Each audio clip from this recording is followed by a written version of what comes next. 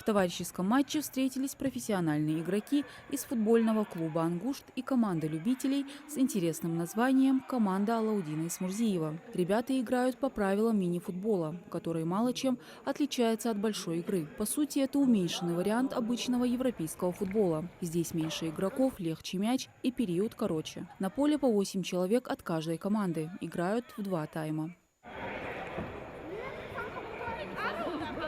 Техничные атаки ворота соперников, длинные пасы, дриблинг. В общем, борьба во дворце спорта разворачивается в лучших традициях футбола, а точнее мини-футбола. Первый тайм завершается со счетом 5-2 в пользу команды Алаудина Исмурзиева. Тебе говорят, что ты будешь играть против игроков «Ангушта».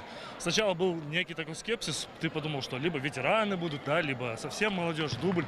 Нет, пришли таким смешанным гибридным составом. Там есть и ветераны, и люди, которые на просмотре сейчас в нашем любимом футбольном клубе. И вот такой гибридный состав, весело, классно, смеемся. На счет никто не обращает внимания, но это до тех пор, пока мы выигрываем. Потом будем обращать внимание, да? Классный тайм.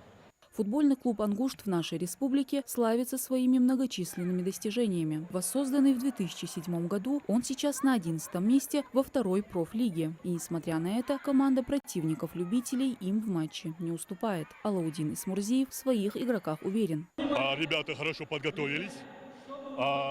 Мы постоянно меняем игроков, поэтому у нас игра хорошо получается. Никто не устает. Сегодняшний матч – это не просто интересная игра. Это возможность объединить усилия для того, чтобы помочь людям, которые борются с онкологией. Все вырученные средства с игры пойдут на лечение больных. Такими массовыми мероприятиями мы привлекаем внимание общественности к проблемам, с которыми сталкиваются люди с различными серьезными заболеваниями здоровья.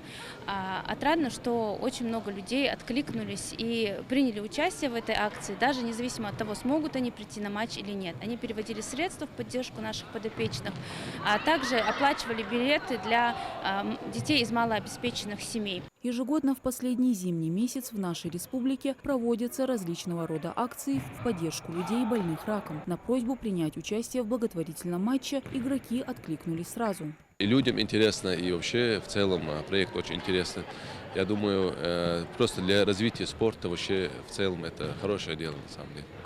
Поднимают дух игроков болельщики, которые во весь голос поддерживают свои любимые команды. Главными зрителями стали дети, которых на игре было немало.